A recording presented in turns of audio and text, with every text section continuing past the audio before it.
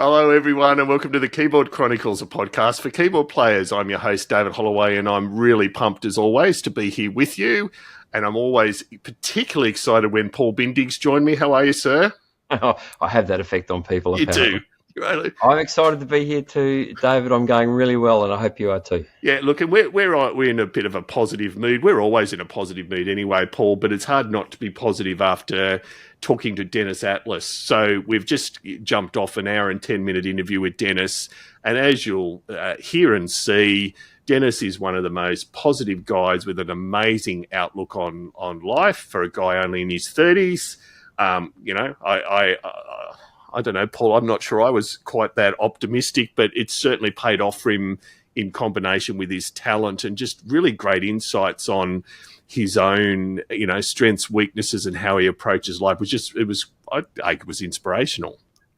Yeah, it really was. He had some really great, just some stories that led to some really cool advice for anyone as they're progressing, whatever it is they do in life.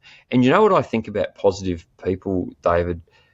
Positive things tend to happen to them, and it's not because of magic. It happens because they deal with challenge and they move on to the next thing pretty quickly, and they think, well, what can I take out of that? And they're always looking for that opportunity. And I think that's why people who generally have that sort of outlook are quite successful. And as we're going to hear, Dennis has been very, very successful in his career thus far. Yeah, and if you play in a cover band, there's lots of great chat about the experience of cover band musicianship and rigs, or whether you're a Toto fan or a prog rock fan, or all three combined. There's lots to like about this one. So we'll let you go listen, and we'll talk to you after the show. Dennis, it's an absolute pleasure and honour to have you on the show, sir. How are you? Well, thank you so much. Glad to be here. I'm doing good. How about you? Yeah, good, thank you. And I mean, it's been a couple of weeks nearly since you just wrapped up an amazing tour. So we'll get into that in more depth later. But how have you gone getting back to some sort of normality after the last few months? Well, it feels really good. I was very ready to come home after a job completed and just kind of that triumphant feeling of, okay, we did it. And, oh man, being home feels amazing, and just laying in bed and watching TV is great, but also having time to be in the studio and working on stuff it's just so huge. You don't, you don't always realize it until you're back to it. It's like, I could just do what I need to do. Yeah, no, exactly. No, I'm sure it's wonderful. So, no, we're definitely going to dig into why you've been away for a few months in a second, and also your amazing solo work. So we'll get onto that. But we'll start with our standard question of your musical upbringing. So tell us about the younger Dennis, say from the age of 5 or 6 through to 18. What got you into music and made you passionate about it? Yeah, well, my parents and my brother, my older brother, my family was musical and just had a lot of influence on me. Growing up, we would watch these VHS tapes of rock videos, and we had a whole Queen concert on VHS and all these vinyl and CDs and whole drawers full of CDs, great stuff. And I just remember my earliest memories were, what do you want to be when you grow up? I want to be a rock star. There was never any second choice or any second option. It was, that's it. I'm going to do that. And then my parents signed me up for piano lessons when I was 8, even though I thought I already knew everything there was to know on the piano. They already showed me a C major chord. I could play a C major chord and a C minor chord. I thought, that's it. I know how to play piano. But they set me up with lessons. Turned out we just happened to stumble upon the greatest piano teacher I could have possibly had out in Santa Clarita, California, Jeannie Jordan. And it was classical piano lessons. She taught music theory and everything really, really well. And she and my parents encouraged me to keep playing the rock music and the music that I loved and that I enjoyed playing, and do it alongside all of the reading and the technical, all of that kind of music that I was learning in the classical lessons, which was blowing my mind as well. So when you put those two things together, I had this framework that I was able to go into anything. In my teenage years, I made a band with my brother, and we were writing some cool music in that. And I started playing in some cover bands and a Styx tribute band and things like that. And yeah, so there you go. There's my background growing up and how I got into it. So how did you go from a young enthusiastic guy getting piano lessons, being really well encouraged, to when did the first gigs start happening? When do you start playing out? How did that all become a thing for you? Well, to take your question very literally, well, to take it extremely literally, I started in the school talent show. Let's start with that, because you got to start somewhere, and that was the thing that I would look forward to every year. And there's actually, my dad decided to upload it to YouTube back at that time, which was exciting. So I'd sing a song in the talent show, do things like that. Then my dad got me a gig at actually a retirement home. So I was up there playing piano and singing for about 30 minutes, and that was my first paid gig. I got something for that, and I was 12 or something around that age. But we kind of made a family band and would start playing, and just certain occasions or in the backyard. And then my brother and I made a band, and again, our parents, either my dad or one of the other guys' dads, would help us get a gig somewhere. We even played at Magic Mountain one time, Six Flags Magic Mountain, which was really cool. And it's always fun to think that anytime I'm walking through the park, I'm going, yeah, we played right there. So we'd play our own songs, and we'd throw in some of our favorite covers or things that we were able to do. And then my first real professional gig that paid over $100 was actually a guy with a Styx tribute band discovered the Styx tribute band that I made with my friends when I was a teenager, which was a whole story. But he discovered us on YouTube, and he sent us a message and said, hey, I'm coming to Arizona and you guys are in California. And he was from New York. So the geography there being that we were a lot closer. And he said, I'm just going to hire you guys and I'm going to sing for you guys at a casino. And we were all 17. And we went, okay, let's do it. And he didn't tell the agent we were all 17. He just said, you'll never believe it. My new band, they're great. You're going to love them. He hasn't played with us yet. He just saw music videos, but he had that good feeling. So we just did this amazing show at Casino, Arizona in 2015. They were a little surprised when we showed up, and we were all teenagers and not legally allowed to be in the casino, but they said as long as you're on stage and then you leave afterward, it's okay. But then they didn't hire us back for another 4 years. So anyway, that was kind of how it all started. I ended up getting into the tribute bands and the cover bands, and meeting the people who were able to help teach me how to actually record all the music that I was writing and get that out as well. This is an amazing story. So you have you and your teenage friends. You have your own Styx tribute band. You're uploading videos onto YouTube, and then a professional Styx tribute artist with a really good gig at a casino says, "Hey, I'm just going to take you guys." That's actually an amazing story. I can't believe that. What was the reaction when? I mean, obviously, as you said, it was like, yeah. But were you blown away, or were you like, oh well, yeah, no, we're good. This should be happening to us. I mean, well, the thing is, I remember it's one of those universe things where I was thinking, oh, okay, we're good. We have our stuff together. I mean, we've got 20 Styx songs down, and I'm going to start getting videos and sending them out to places. And I'm trying to write emails myself to, whatever venue I'm seeing other tribute bands play at. And I'm looking them up, and I'm looking Casino, Arizona. There's a Styx tribute band playing there. We should be playing there. Why are they playing there? And that was I was looking at the date. It was already posted. They already booked the band. They just didn't technically, it was the agent booked the band, the singer. So we ended up getting that exact gig. So I'll never forget the moment the guitar player, my best friend growing up, the two of us, we started this band together when we were 14, and he sends me a message saying, hey, check the One With Everything page, the Styx tribute page that we had. There's someone messaging us. And I'm thinking, okay, what kind of scam or something is this? And I'm looking at like this guy, Jim Vignato, is from Rockin' the Paradise. Oh no, he's legit. I've seen his video. What? Wow. He's sending me a set list, and he ended up letting, the thing is that he's just this brilliantly fun guy. I mean, it felt good right away. And he talked to my parents and that kind of stuff. So the feeling at first was like, what is this? Okay, yeah, let's do this. This is exactly what we're meant for. And it was just this big triumphant moment. So And I have I'll to never ask forget that.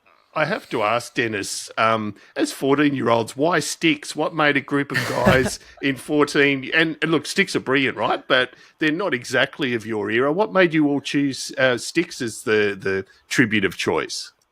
I've been an obsessive Styx fan since I was 3. So that's just, that's all I could say. I helped get my friends into them. My parents, my brother got me into that band and all the other bands. I mean, Queen and Dream Theater, all my other favorite progressive rock, classic rock bands. And for some reason, I just really latched on to Styx for many reasons. And I could explain them, but when you listen to Styx, you just know the magic, and it's, they were my biggest influence at that time, and I got my friends into them as well and learned a lot. We all learned a lot learning that music. There's so much.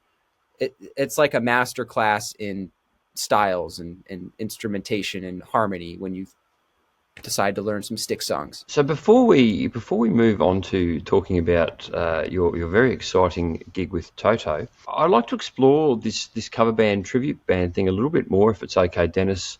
Yeah, sure. A great number of our listeners are in cover bands, tribute bands, as are David and I. So this is fascinating for us to talk to a colleague, although you're playing at a significantly higher level than we are. So tell us about, you've got this cover band called The Trip. Yeah. So, and actually that led to me getting the gig with Toto. Okay, tell us that story. I had a good feeling when The Trip called me. I couldn't really explain why. I was just going, I feel like I should play with this band. They just seem like good guys, and they ended up being great. That's a band that I didn't create The Trip. That was like the opposite situation as with the Styx tribute band. This was something that came to me that had existed since, honestly, before I was born. They've been playing together for 20-something years. And, or probably around the time I was born, they were forming the band. And they had built it up to this level where just as a cover band, they're making good money.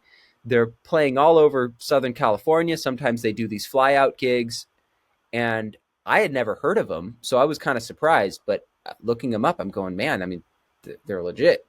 Then I met them, and they were just the sweetest, easiest going guys. They wanted to add songs to the list, whatever I wanted to do. And just kind of, it was this really comfortable environment, and I could see why they had the success and the connections that they had. So one of those connections being Ron Thal, Bumblefoot, an unbelievable virtuoso guitar player, and plays with the band as a special guest here and there. So we did some gigs in Iowa, and he'd come out, and it would kind of be this cool thing. It's The Trip plus Ron Thal from Guns N' Roses, and super sweet guy. And that's kind of how I became friends with him. And we even did a gig together, just the two of us. And yeah, anyway, The Trip, man, I learned a lot over the past couple of years with them. They had a repertoire of about 300 songs before I joined. So wow. I learned about 40 of them for the first gig. And this is the first band I've ever been in, at least since that first professional gig, where I learned, okay, we have to have a set list. We have to really know what we're doing. The Trip could, I mean, we write set lists, but we could just as well not. People throw out requests. And at the time, we usually would do these big corporate parties and stuff and not even have a set list. Just here's our list of 300 songs. Let's just choose this and this and this, read the room. Someone would we have like a talkback mic or something that only we hear. And it kind of just blew me away how versatile these musicians were, doing anything from the Beatles to Uptown Funk by Bruno Mars or Cake by the Ocean. And then everything in between, Nirvana and Kansas and Boston, and just anything at all, the band could do it. So that was it has been a really, really good learning curve. And we've added a lot of songs in, and I've learned a lot of songs I wouldn't have otherwise known. And then it ultimately led to me meeting Bumblefoot, who introduced me to Steve Lukather. So yeah, and we'll definitely get to that. But the burning question on all of our minds right now is, what sort of keyboard rig do we take to a gig where you could be playing any one of 300 songs? What's your go-to equipment for that? Oh, I was going to turn around because about 5 minutes ago my laptop was sitting here. Now it's sitting here. This is the rig. This thing right here. Okay. I've used various MIDI controllers or just keyboards as MIDI controllers. So, for instance, I love using a Korg Kronos because of the feel of the keys. But ultimately, I use it as a MIDI controller when I'm playing live. In the studio, it's great having a million things that all inspire various forms of inspiration. But live, I have never found a system that I just feel as unlimited with as I do with MainStage and all of the various plugins that you can throw into it. And I've also, I've heard of other things like Ableton or Gig Performer. I haven't tried them out. I'm very open to it as well, but I've loved MainStage. And first of all, getting a little techie here, I've been able to use an interface and put my guitar, my vocal, and anything, if I have an acoustic guitar or anything, can go into the interface and all go through MainStage as well. So in the Trip, for instance, as opposed to most of these other bands, the Trip, I'm playing rhythm guitar, I'm singing, backing and lead vocals, and I'm playing keys. And again, we're doing anything. No backing tracks, nothing's pre-recorded. We're doing anything from moves like Jagger to I Want to Hold Your Hand. Everything's in there. So I just can have my list of 100 songs in there and MainStage, scroll to them. Bam, we're there. And I have my guitar sound ready to go. And with a patch change, it can change my guitar sound and my keyboard sound at the same time. Ultimately, we ended up changing. The drummer retired, and he was the one running our click tracks and calling the songs. Now, I'm the one calling the songs and running the click tracks. Well, I do that in MainStage. So again, with that interface, I have 2 outputs left and right for keyboard. I could have multiple outputs for the various keyboard sounds, like which we'll get to, but that's what I do in Toto, is I have 1 out for piano, 1 out for organ, things like that. But in that band, I would have left and right out for keyboard, left and right out for guitar. So 1 and 2, then 3 and 4, and then click could come out 5. My vocal could come out 6. And if I ever want to add a delay or something to my vocal before it even hits the soundboard, that's all doable right there in MainStage. You just need a really reliable, fast computer. Yeah. That's right. So Okay. as a MainStage user, Dennis, that's what I was about to ask you, is what sort of computer are you rocking, and what are your go-to plugins that allow you to maintain the CPU load at a decent level over so many different songs? Well, I have no discipline when it comes to using plugins that save CPU. So I prefer to just get the best laptop that I can and figure some people spend $10,000 on a guitar. I could spend $4,000 on a laptop. So I'm going to, I just, at some point I figured out how to create aliases in MainStage. I wish I had done that from the very beginning, because it took a lot of going back and realizing, oh my God, I've been copying things. There's been duplicates of things in my project, that same piano sound millions of times. And then I figured out, oh, you create an alias and now it's just reading it from the first one. Okay.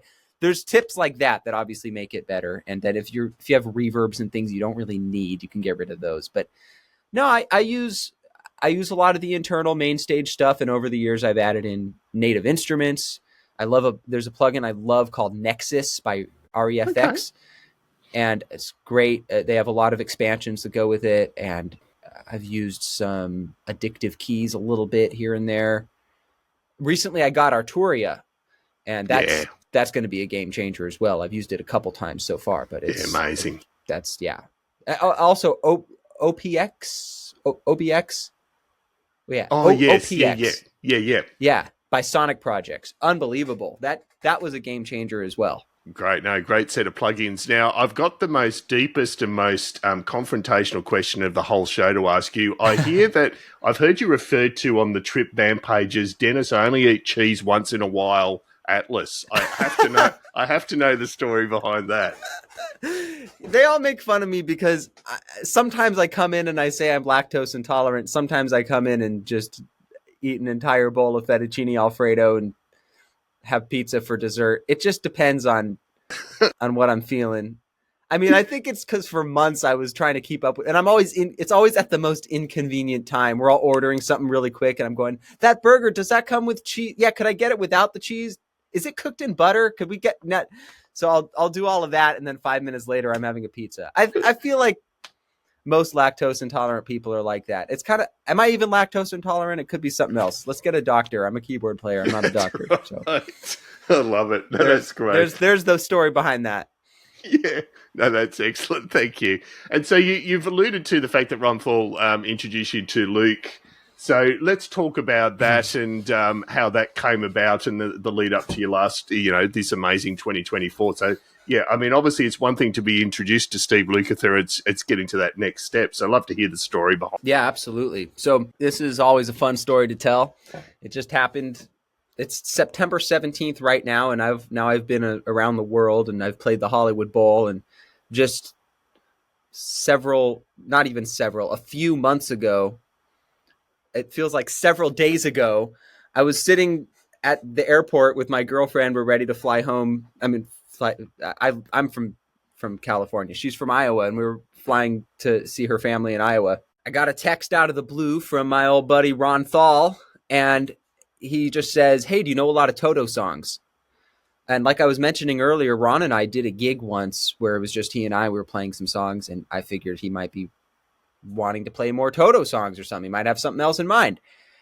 And anyway, I just said, I mean, I know a few. I could learn more. What's up? And he says, "I just got a message from Luke, and as much as I love playing with you in the trip, I couldn't not refer you to that situation. It'd be perfect for you. Here's their set list. Just listen to it just in case, just so you know you're familiar with it." And I went, okay. And so that I listened to it in the plane, and I'm going, man, where has Toto been all my life? Because like I said, obviously I knew the hits, and my dad has the first album on vinyl, and I've heard it, but I've heard probably 5-6 Toto songs, like really familiar with them anyway beforehand. And I've always loved them, and most of the musicians I play with have always admired them and loved them. And I'm just listening to them in the plane going, man, where has this been all my life? This is right up my alley. Okay, I kind of skipped a step. Our plane got our routing got screwed up, and instead of flying into Iowa, we had to fly into Arizona and stay overnight with a friend of mine and then fly to Iowa the next day because all the flights into Iowa got canceled. So luckily I had a friend in Arizona, and I was able to take that flight. So we land there in Arizona. My friend, an old buddy of mine who I played in a Kansas tribute band with, you might be familiar with him, David and Paul. His name's Buck. And he's fantastic musician, just wonderful guy. And he's also a pilot. So it was perfect. I love calling him anytime. Hey, so they're telling us that the flight got delayed because of this or that. Anyway, we landed in Arizona. He picked us up, and I said, "You'll never guess this text that I just got this morning from Ron." And he said he referred me to Toto. And he goes, "Wow, okay, well that's cool. I mean, what do you think the chances of anything coming out of that are?" I'm like, dude, people take Ron's suggestion pretty seriously, I bet, but we'll see.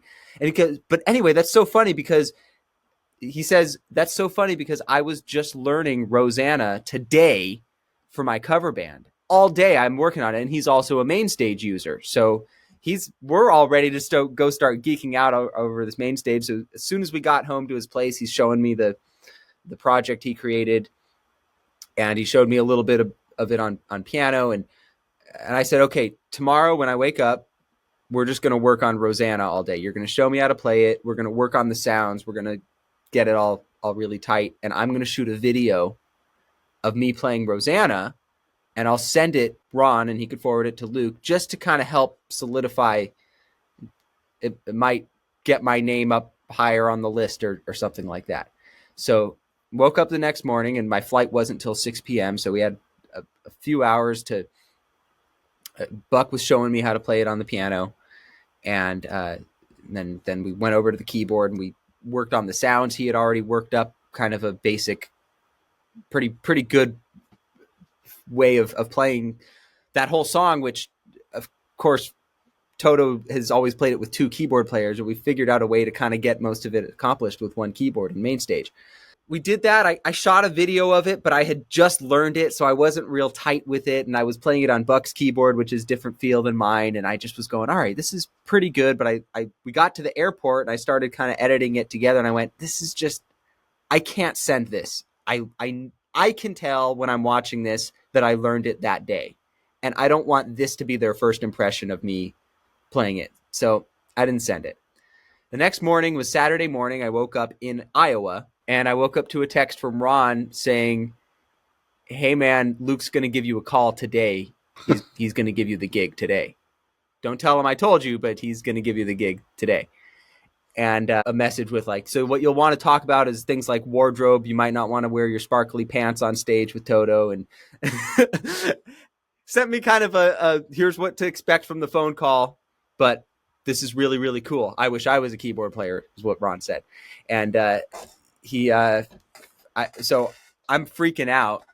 And ultimately, let's see what happened next. I went and got pizza because I'm lactose intolerant and I have to eat my deep dish pizza as soon as there's the opportunity.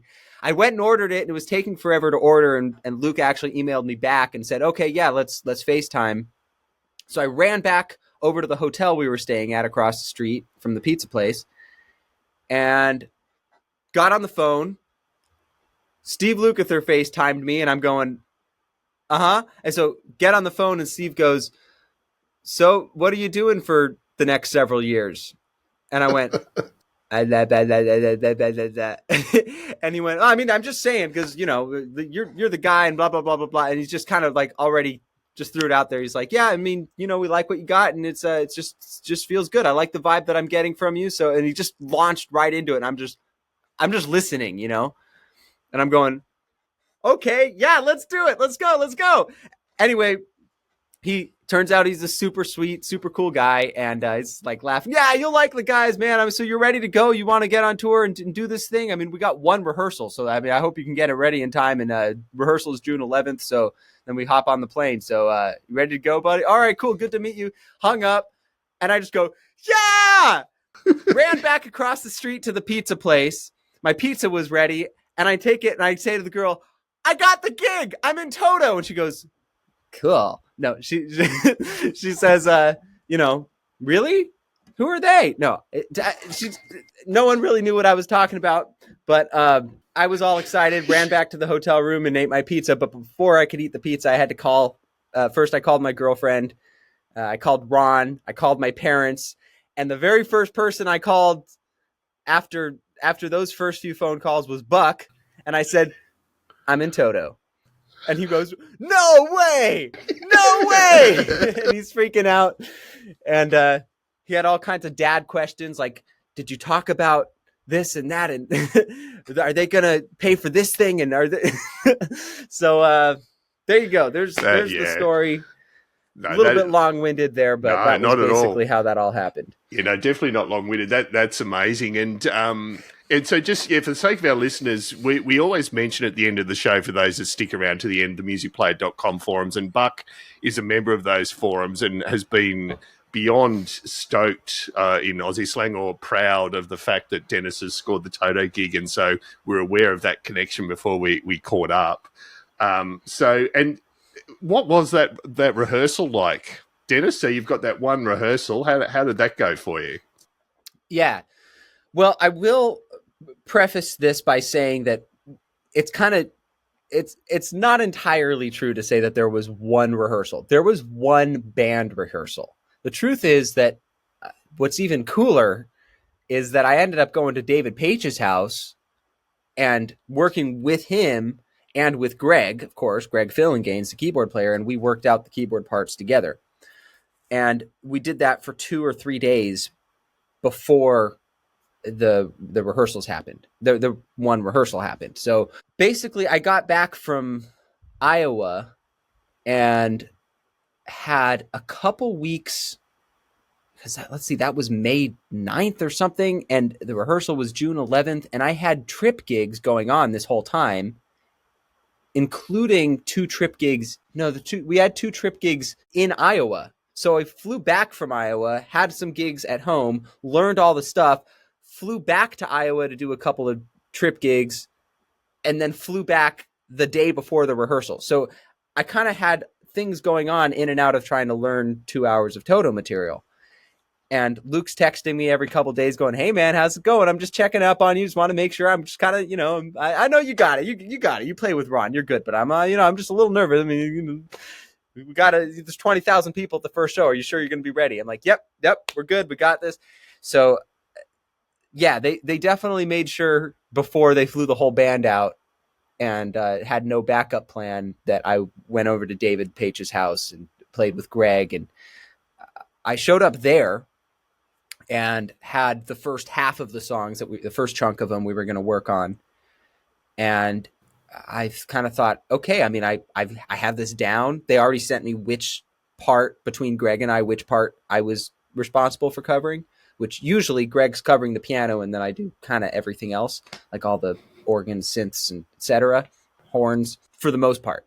So I was clear on what I had to learn. I learned it for those 7 songs or whatever we started with. And I showed up and I'm kind of going, okay, I know these guys are total, not only just industry giants and they've played on 1 million albums and played with everybody and they're musical geniuses and phenomenal keyboard players, but I know what I'm playing. So what are they going to say? Well, let me tell you this. They were very impressed. They really loved what I was doing. They loved what I played, and they loved that I showed up so prepared. I was ready to walk on stage. I mean, that's the only way to show up with something like that. But they also had things to say every turn, every corner. It was like, hey, that sound, let's turn down the cutoff frequency on that a little bit. Or that one, that pad, you need to brighten that a little because it's not going to cut through the PA. Or this articulation you're playing here, are you fingering it like that? Finger it like this. I'm going, oh my God, this is great. So I got the best masterclass from 2 of the greatest keyboard masters and songwriting masters, for that matter, that you could never have paid for. And I just got to sit there and experience it. And I'm just smiling. I'm just grinning from ear to ear. I'd play something for 2 seconds and Greg would kind of stand up and go, huh. And then he'd walk around and play on my keyboard and show me how I could articulate better or some little detail about it. And I'm just going, let's never stop this. Let's just keep going. And it was great. So at the end of that first day, I said something like, so do I still have the gig? And Greg said, yes, but now you can't leave. And so it was all good news from there. They sent Luke a text saying, calm down. There's nothing to worry about. He's got this. We went over some vocals and things like that too. And I mean, Dennis, my view for what it's worth, which is not much, is the fact that you turned up A, prepared, and B, during what could be an incredibly stressful process, right? If that's me and I've got Greg Phillinganes and David Paich there, I'm brewing a stomach ulcer within 15 minutes while they're providing feedback. The fact that you went, I could do this forever or keep it coming, that's why aside from all your obvious talent, that's why you got the gig. It's that approach to learning. Would that be a fair thing to say? Absolutely. I think it's.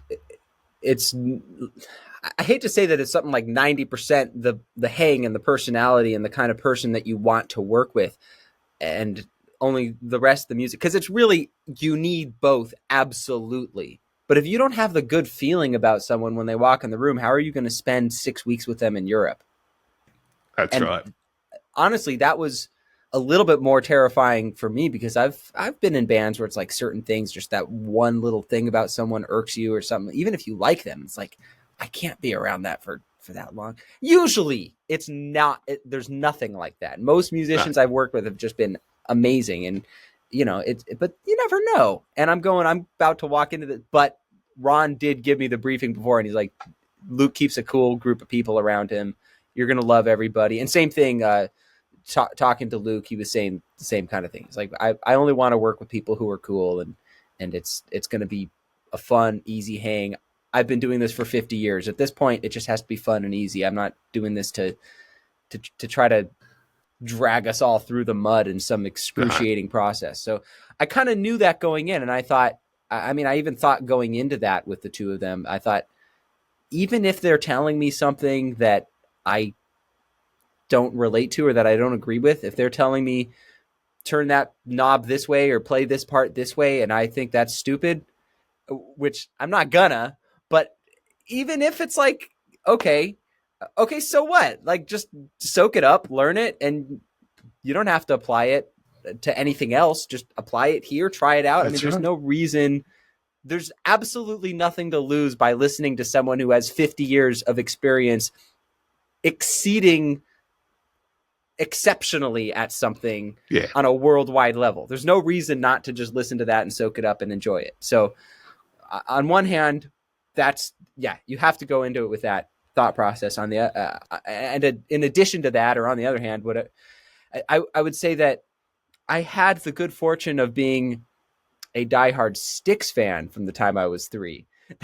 So what you're saying about that nervousness, absolutely. If I were sitting in a room with people who I had been watching that closely, as closely as so many musicians have been watching Toto for that long, it might have been even more. I mean, I'm not going to say there was no like, let's do it. There was that, but it was also, there's a little bit of advantage in that I'm kind of a newer Toto fan. I mean, I've always liked Toto. I've always loved Toto, but I've never known them on this intimate level. I didn't know all the names of everybody in the band and things like that. So I could kind of get away with not being as starstruck as certain other musicians, that there would be that extra element for sure.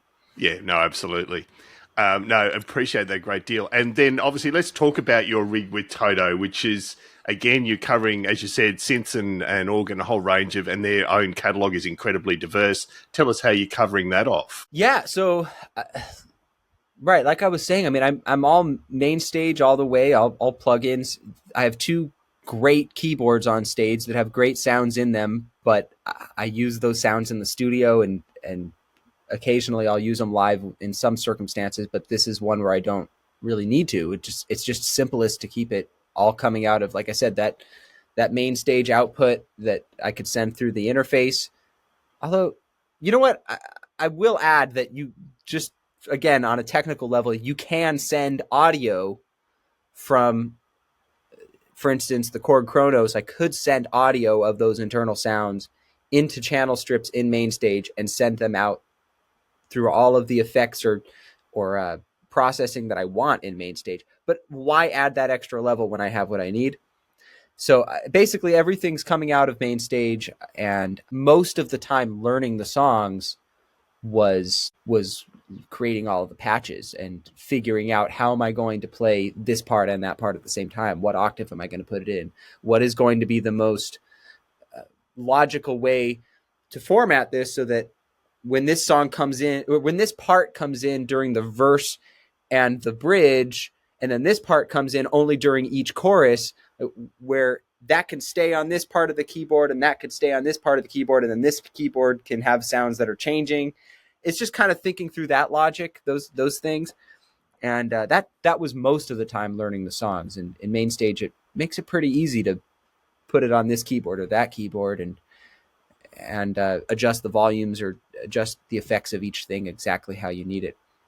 Yeah. And were you transporting keyboards, given a European tour? Were you able to keep the same keyboards around Europe, or you were backlining in each major city? You were able to transport, Yeah. They actually, we've been using my personal keyboards that I had, and it was just simplest that way. So yeah, I was able to practice on the keyboards that I was going to use. Just super stroke of luck. Again, one of those universe things. My Kronos had an issue on it, and I had to fix it. It had a power issue, and I fixed it right before I got that text from Ron. So it was like the day before we went to the airport or something crazy like that. It was really, really close. I brought the keyboard home, turned it on, made sure it worked. Okay. Yeah. I had that in a state of disrepair for years, thinking, oh yeah, I got to get that fixed, because I was using another keyboard, and I got it fixed right before I got this call, and I needed it. So that was lucky. And I will add one other funny thing that happened when I showed up to David Paich's house. Was his audio engineer there before David and Greg came in the room, his audio engineer said, "So you got a pretty good idea of the songs? You got them worked up pretty well." I'm going, "Yeah, I could play them. How about do you know how to make sounds on your keyboard? I mean, I'm using MainStage, but yeah, I mean, there's sounds on the Chronos. I could work up sounds on there if I needed for something. No, but I mean, like horn sounds and synth sounds for the songs. Do you have? What do you mean? Like, did you make sounds for the songs? Yeah, I made sounds for this. What do you? He's like, you don't understand the question because I'm asking you something so simple. I'm asking you if you prepared the sounds for the songs, but you're going, of course. But you'll be surprised. People come into these kinds of things not having their sounds prepared. And it just blew my mind. I'm going, what do you, like I said, that's 50% or more of the time consuming nature of learning songs. I mean, yeah, I could learn but to actually learn how to do that with the organ and what horn sound and layer them all together and get the right thing, that's everything. So what do you mean people came in without that? It was just a funny moment. But that's actually incredible to me, Dennis, that someone wouldn't turn up with their sounds organised to David Paich's house. Not to get into specifics or anything, but I mean, people in general we'll do those kinds of things, and as a keyboard player, that doesn't make any sense. So be prepared totally is agree. my only. I'm not much of a advice person, but I will say that's pretty solid advice. I mean, someone gave that to me once. Just be prepared if you're going to audition for something. If you want to be something in general, even if you don't have the audition, prepare yourself for that audition, and it's going to come about. Anyway, that was just a funny story that blew my mind. Yeah, absolutely. Thank you for sharing that, then, Dennis. You mentioned the Chronos a few times as a favourite MIDI controller type keyboard. Are there any other keyboards you use from a MIDI controller perspective that you really like? Yeah, I actually really like the Alesis Q88. I use it all the time with the trip. It's $200 on Amazon, and so I've had it one time. I bought one of them and I wasn't treating it very well, and one of the keys started getting a little funky. Okay, I got another one on Amazon for $200 and it showed it at my house a day later or something. So that part is convenient in and of itself, but it's also so light that I mean, I could hold it up like this with one hand. I mean, I could, it's very, very light, and I don't feel funny asking my girlfriend, "Hey, can you grab my keyboard?" And so that's really good. But for non-weighted keys, I like the action as far as non-weighted goes. So I like non-weighted and weighted for its own functionality, its own functions. But I'll use that with the trip, and that'll be my only keyboard I have to use all night.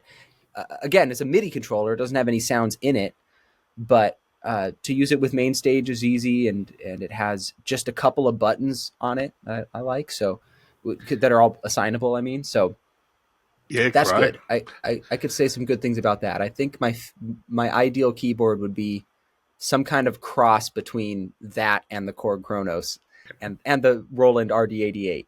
And that, by the way, that's the other one that I use is the Roland RD88 on stage. I was about to ask you, Dennis, what's your redundancy? I mean, if you're using your own Chronos and you repaired the power issue just before you went on tour, I'm thinking there's no way Toto will just go, "Oh yeah, we'll just run with that and see how it goes." What's your redundancy? Yeah, well, so the redundancy is that I do like to, even if I'm using them as MIDI controllers, I do like to have keyboards on stage that have some sounds in them. So, for instance, with Toto, we have lines coming out of the Roland RD88, and that keyboard has some really easy built-in sounds that can kind of just be generally used for anything, and they're very easy to switch back and forth. I also like that keyboard because it has onboard speakers, which is something that usually only comes with kind of home keyboard Casio type things like that, things that aren't made for professional use. I've always wondered, why are there no professional keyboards with onboard speakers? Well, Roland made it with the RD88. And so anyway, that one has some good onboard sounds, and there are two lines coming out of that. And at any moment, I could just turn up the volume knob, and that would be going to the front of house PA as well. So if anything, the entire computer died, which will never, ever happen, that is there. The way you put that out into the universe, Dennis, well done. I'm sure it will remember that you said that. I'm really interested in an experience you've had. You've had so much success in what's so far been a relatively short career from the perspective of someone our age, but you've got such a wonderful career ahead of you as well. But I'm also interested in the perspective of an experience you had that many of us would be very curious about, and that is going on American Idol. And yeah, I'd love to hear your thoughts on what that was like for you and how you dealt with that. Yeah, it was strange. I would use that word to describe it. In fact, I just made a Facebook post, and when I was typing it out, I used the word strange and went, that's it. That was the feeling of that day. It was strange. It felt a little bit like living in a reality show or living in a movie or something. It felt scripted. The day felt scripted. And that's not necessarily a bad thing, but it's weird. Growing up in LA, I've done the acting thing. I've been on sets and I've played parts, and this felt like it's like the only way I could describe it is it was like an amusement park ride. It was like I was taken for some kind of ride where it feels like you're going in the front door of the music industry with this big wide open thing saying, this is how you become a star. And you kind of don't believe it the whole time, but you fall for it and you go in, and it's kind of like a claw machine. It's like, they call it the skill claw. And I'm not saying you can't be good at a claw machine, but the skill part of it, it's a misleading word. Your skill is really at learning how to hack that particular machine, or what it is that machine's algorithm, how many times it'll let you win before you have to give it another. It's not what you think it is exactly. So getting a little off track here, but it just felt like I was pushed 1,000,000 miles an hour into a brick wall, or I was like launched 1,000 miles an hour into a brick wall. It felt like riding Superman at Six Flags, except instead of that at the end, it was like, so the reason being because all of the Zoom calls and the day leading up to it and leading up to the audition, it was like, I was constantly being encouraged, be yourself, bring them something they haven't seen before. Oh, you like this? Oh, you like that? Let's talk about that. You know what? When you perform this song, really let them have it, really go all out with it. And then when I got to the audition, it instantly became, wait a second, they're looking for someone to sit here and play a few chords and sing nicely. Something that's very recognizable and easy to sing along with. Okay, but that's not what I was gonna do. So, all right. I mean, it was a strange day because it did get me going a little bit after that. I'm going, what? I'm confused and all of that. But in hindsight, it could not have gone better. I'm so happy that nothing more came of that. I'm happy that I wasn't tied to whatever thing would have come from that, and I didn't have my name associated with, oh, Dennis Atlas, the guy who made it from American Idol. It's not me. And I'm not putting down anyone who that is, and I'm sure there have been a lot of very talented people. I saw many, many talented people there. But it just didn't seem like what it's put out as on TV. Yeah. It's like, you just have to remember, this is just some people's opinion. That is it really even the judges? I'm not going to say anything about it. No, it's a valid point. It's just, they're looking for a specific thing. I wasn't that specific thing, or at least what I played, the song choice that I did, what I did there wasn't that specific thing. And honestly, thank God, because I ended up having my own path and that's doing right. my own thing. So. Yeah, well, I mean, and the reason I asked the question about it is, it's an interesting experience that very few of us have, and a lot of us have the experience of seeing it from the outside. So having the insight of what it can be like on the inside is, I think, instructive. But also, Dennis, you strike us as a very optimistic and positive guy, and I think that's driven a lot of your success. And so I'm really interested in the way that you've taken that and said, right, okay, well, here's an experience, here's what I've learned from it, and okay, that was a thing, and now I move on and focus on the next thing. And I think many people can learn to deal with unusual or strange things, as you put it that way, but then keep focusing on the next opportunity that's ahead of us. Yeah, I Thank you. And yeah, I definitely think that ultimately is what allowed what has allowed me to get to this point. I agree with you, is that isn't the only time in my life there's been this kind of roadblock, and you just kind of go, okay, you learn and you go around it. But that's not to say, just, I say this so no one's discouraged if they ever feel that pessimism, or if they ever don't feel like that happy-go-lucky guy. It was weird, and it was hard for me that day. I experienced emotions I hadn't experienced before. It was difficult, and I didn't really, I had to really go through some thought and go, what's going on here? It was weird, and it was difficult, and I was disappointed, and it was hard to take, and I was upset, and I was angry, and I had to understand that anger and go, why would they tell me that? Do they really not like me? Does it matter if they don't like me? Are they just right about this thing or that thing? And consider it from different angles. I mean, it took a lot out of me. Yeah. So then you end up, it's like building a muscle. It's like you break it down and then you build it back up, and now you have all this confidence again. And it's definitely something I had to go through in order to understand. Yeah, and there's no such thing as resilience if you don't experience those tougher emotions and those tougher feelings. You wouldn't be resilient if you were happy all the time. You would just be happy all the time. So that's right. You're very instructive. Thank you for sharing, Dennis. No, excellent. My pleasure. Yeah, thank you, Dennis. And just, you did prompt me on an issue I meant to ask you about before. I mean, auditioning for American Idol, when you had the recommendation from Ron to Luke for you to join Toto, he's obviously had to have seen you play somewhere and sing somewhere. So had he checked out your YouTube videos, or someone had sent him something? I can't imagine he just said yes based on the recommendation alone, or I could be wrong. Right. Luke, you're saying? Yeah. Yeah, so Ron sent him a few of my YouTube videos, and I'm assuming there were some of the... what was that? And they are amazing. So that would make sense to me. Yeah, that's well, why. Thank you. I appreciate that. Yeah, it was some of my more recent videos, and thank God I kind of took some time to make those this year. I had to take... We've been talking a lot about the cover bands and the tribute bands, and I want to add to that there was a very specific moment around this time last year where I said, what am I doing? And I had some conversations with some people who cared about me and who could see where I was going, and just kind of went, why am I spending so long on this for something that's ultimately a passion project, kind of hobby?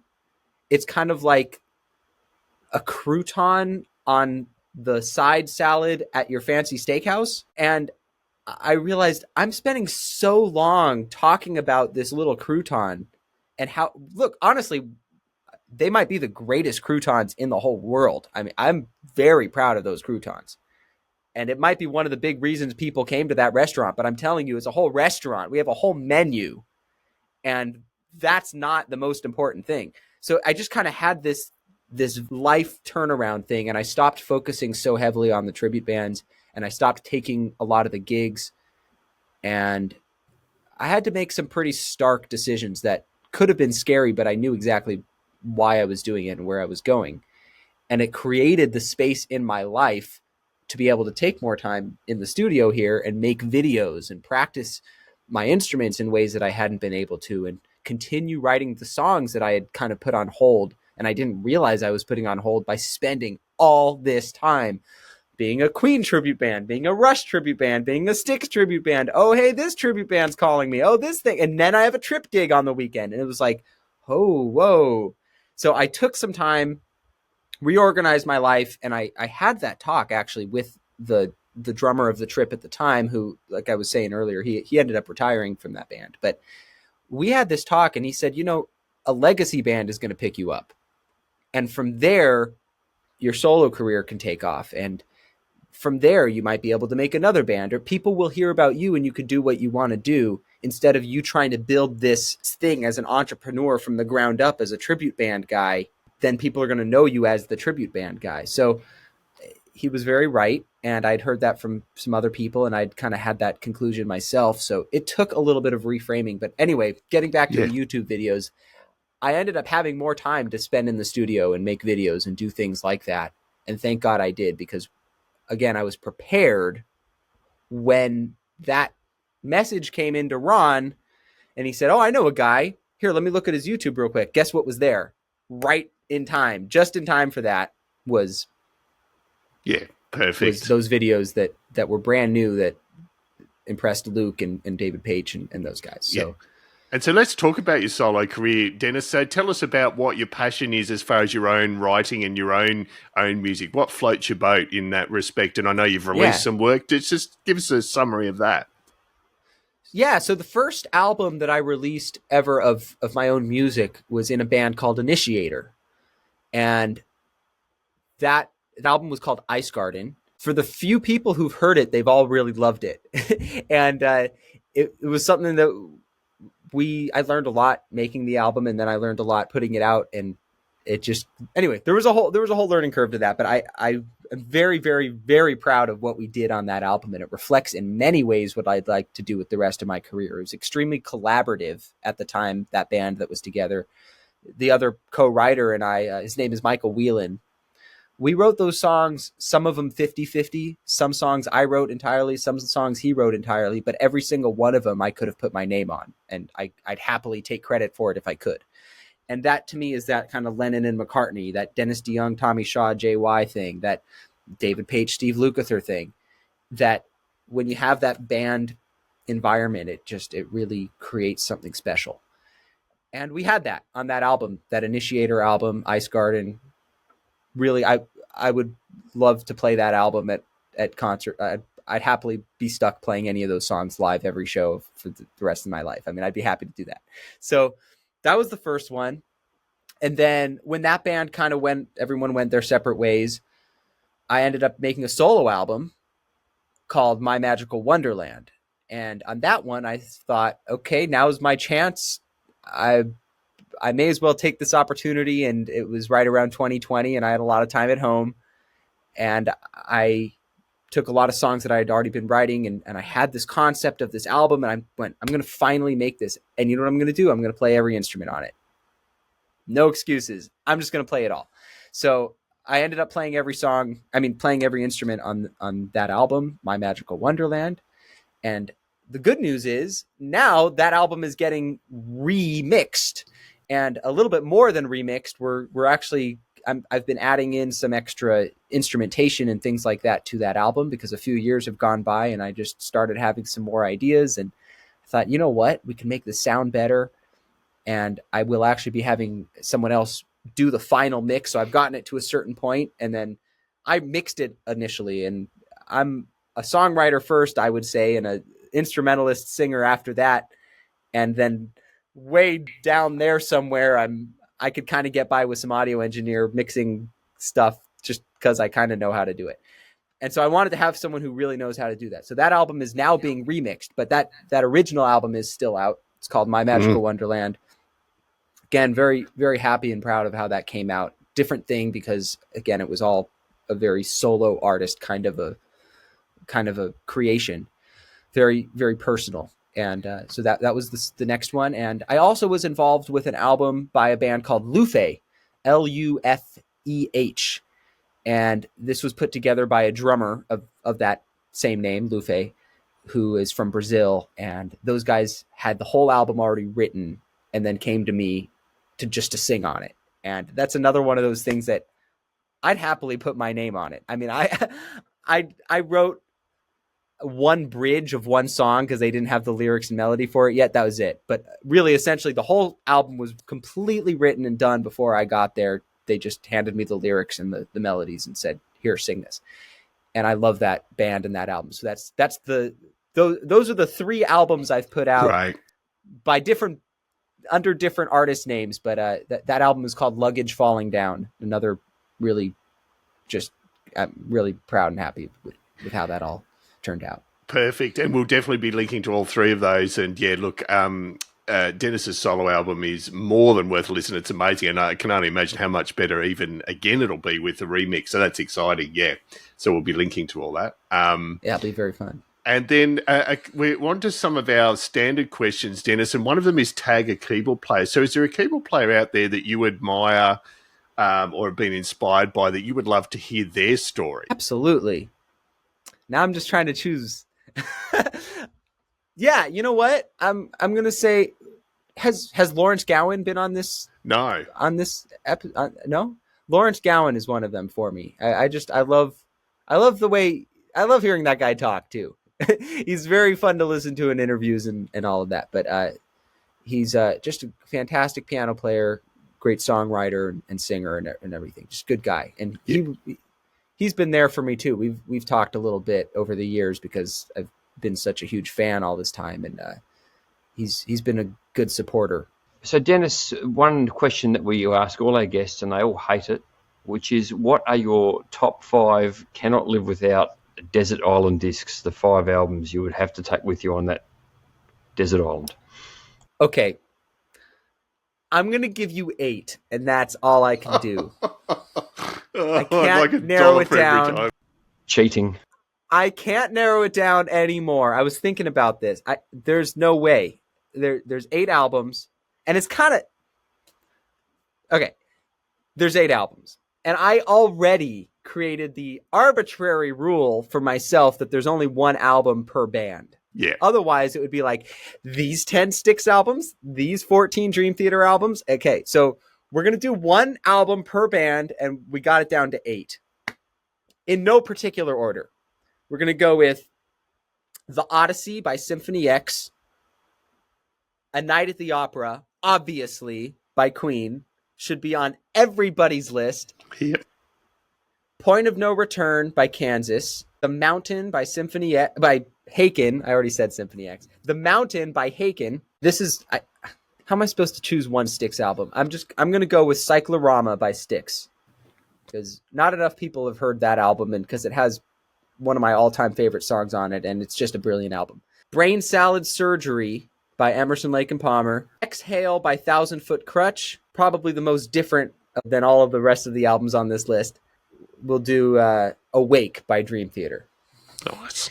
Fantastic. Thank you. Now, thank you, Dennis. It might sound a little immodest, but see, I would add to that Ice Garden by Initiator and Luggage Falling Down by Lufeh. Now, we'll see when the remix is out of the new album, too. That's right. You know, those were all bands, so I'll say of band albums, we got to do at least those. You're allowed to do that. That's absolutely fine. Can I ask a question, Dennis? Why don't you like prog rock? It's like cheese. You know, it's funny you asked that question, because I've been this prog guy my whole life and always just been so into it. But it's funny because I don't like it as a genre. I like music that doesn't. I love one thing. It doesn't have to be this way, but one thing that I love is music that is really eclectic and that doesn't have to be limited by genre. I like when a song is written and it was not with the consideration of, is it this genre or is it that genre? If it's not this, then it can't go in the song. I just like when it's expressed naturally, and people are very dynamic beings. So I appreciate when something is written and transcends genre. And I think prog rock tends to do that. And then someone named it a genre, prog rock. And then at some point, some of the isms of prog rock, some of the prog isms have leaked its way into more and more prog bands. And then it did become a genre and it became a style. But ultimately, I love music that transcends style. When we put out the Initiator album, I refused to have it put under the label prog rock. I said that we're an adventure band. We're adventure. That's our genre. And then I think when I put out the My Magical Wonderland album, I said we're genre fluid. And I've always tried to come up with other things, but every band that I love is most of the bands that I love are prog rock. So that's why. Yeah, and look, you wouldn't be uncommon among keyboard players. It's wonderful music if you love to get in and hear those different sounds. And you're quite right, Dennis. Pretty much every genre of music was named retrospectively after the sounds came out, and prog rock's certainly no exception. Now, we love to finish off our podcast with what we call the Quick Fire 10. So we ask 10 questions, 10 short answers. First thing that comes into your mind, or as quickly as you can recall it. And I'll kick us off. The first album that you ever heard. Like an album that I listened to all the way through? Yeah, you can answer it that way, yeah. Oh, my God. That's a really hard one. No one's ever asked me that. Probably A Night at the Opera. Not necessarily knowingly, but I'm sure my dad was cranking out every song in order on his surround sound disc, and I was listening to it and very familiar with it. Possibly even before Styx or before Grand Illusion. It's tough. Or Pet Sounds, possibly. Well, still, both of them are great. Yeah. That is a really hard question. I can't remember. No problems. What's your most important pre-gig ritual, Dennis? What do you need to do before you go on stage? Pre-gig ritual. Probably just some random screaming and just getting the voice ready. Well, actually, and Toto has when it comes to Toto, we have a very important pre-game ritual, which is we all huddle up, and this was really beautiful to see on the first night. There's a little prayer and just a strong intention of the seven of us, or with the tour manager, production manager will be there sometimes. And so it'll be the 8 or 9 of us, and we'll just really get in the same headspace together and ready to get on stage as a band of brothers. That's really important. That's awesome. That's awesome to hear. Now, you mentioned in the interview that you kind of knew early on you wanted to be a rock star, but if you hadn't been a professional musician, what would you think you would have done? There's no second answer. That's fine. You don't get to. You get to be a rock star. I would have been a professional roller coaster rider. Yeah. I would have been a professional going to amusement parks guy. Yeah. Brilliant. Love it.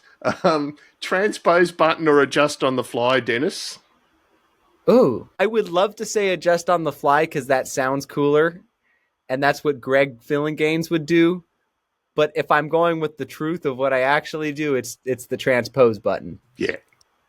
Yeah, cool. What's the favorite gig you've ever done? Well, this month I played the Hollywood Bowl. That was pretty cool with Toto. So that was one of the favorites. Let's go with that. Yeah. And favorite city you've played, if that's possible? Luxembourg was really cool. And Madrid. I can't give single answers. Man, I got to work on that. But Madrid was really cool with Toto as well. That was great. Now, I reckon this next question's perfect for a guy who's done a bit of work in cover bands and tribute bands. Name a song that you used to love, but you've now played it to death. Oh, man. I would say Bohemian Rhapsody, but I can never stop loving that song. I might get tired of playing it, but I don't get tired of the song. It's still phenomenal. So that might not be the best answer. No, that's an answer. That's good. And your favorite music documentary or movie, Dennis? Do you have one? Documentary movie. I'm just going to go ahead and give the same answer. Bohemian Rhapsody. Yeah. Let's do great that. movie. Yep. Yeah. Yeah, it's a really great movie. Name one thing that you would like to see invented that would make your life as a keyboard player easier. I have exactly that invention, and I'm going to work on building it. It's a very particular kind of spinning keyboard that's a certain cross between what Lawrence Gowan has and what Jordan Rudess has, and also what the guys like Tom Brislin or Derek Sherinian have. So you mix those things together, and like I said, it has to be a cross between a Q88, a Roland RD88, and a Korg Kronos. So I just got to get Alesis, Korg, and Roland on the phone with each other, and they could figure that out. But there's a very particular keyboard model I'm going for with that. All right, the Atlas rig it'll be called. It's your trademark, Dennis, all yours. That's right. You've got proof. And your favourite non-musical activity hobby, what keeps you sane outside of music? Who said I'm sane? Yeah, great answer. What keeps me sane outside of music? Yeah, maybe you don't want to be sane. You know what? I will say this, actually, on the road, especially, this became important. Just going to the gym, lifting weights a little bit. I mean, it doesn't have to be extreme, but doing something physical that takes your mind out of that and just gets you back onto being a human being and taking care of your body. That's really important. Yeah, so any kind of physical exercise, for me, it's not so much cardio as much as it is like some kind of muscle building. Yeah. Thank you, Dennis. Look, we need to wrap it up there. I cannot thank you enough. We were thrilled to reach out to you. Like many people, we've seen your amazing videos, and that's why, obviously, and I'm also happen to be a major Toto fan, but it's just amazing to see your career to date. As Paul mentioned, you've got many, many more years of that career to go, and we just can't wait to see where it goes. But it's been a privilege to speak with you, and definitely would like to keep in touch. Thank you so much. Oh, my pleasure. Thank you guys so much for having me. This has been great. And there we have it. I hope you enjoyed that. Paul, as we said at the start of the show, what a positive guy who's deservedly got the success he has. Oh, totally. I loved meeting and chatting to Dennis. And he's the sort of chap that I would go out of my way to hang out with. just a really nice fella.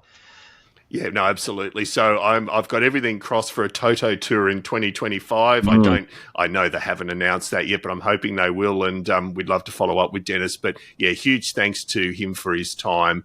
It was a really great chat. And we also, we say it every episode, but we mean it. We also appreciate your time listening or watching. It does mean a huge amount, and that's why we continue to grow, and it inspires us to keep on doing the do, which is great. So yeah, a big thanks to you.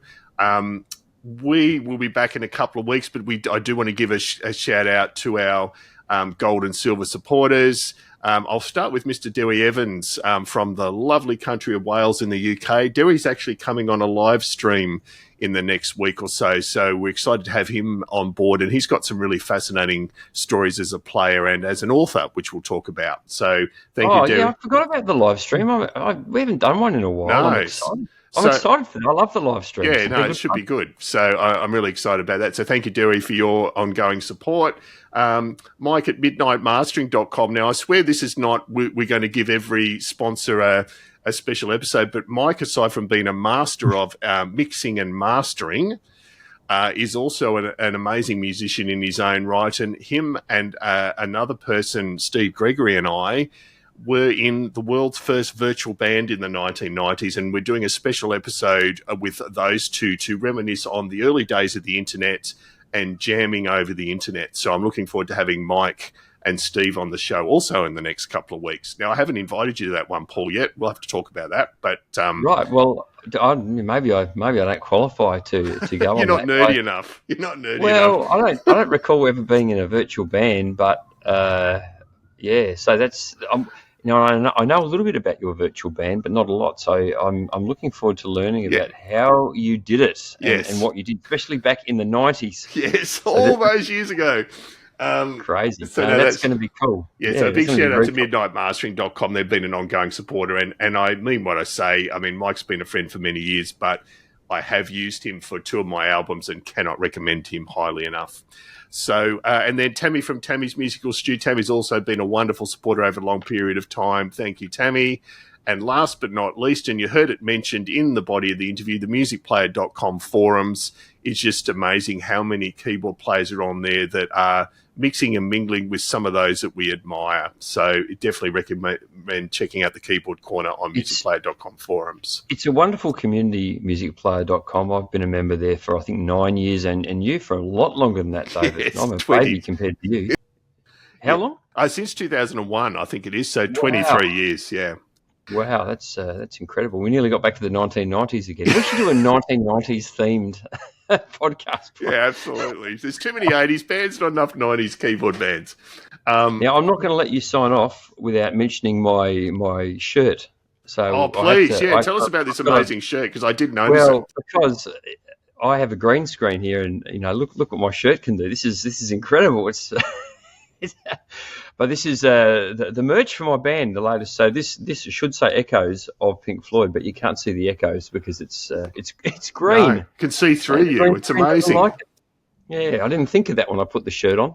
I hadn't clicked that it was your own band shirt. It's a stellar design. Yeah, great. Love it. It looks right, doesn't it? Yeah. So there you go. That was really self-indulgent, but Joe Mascara, who might be the only person still listening, I hope you enjoyed that. Yeah, that's right.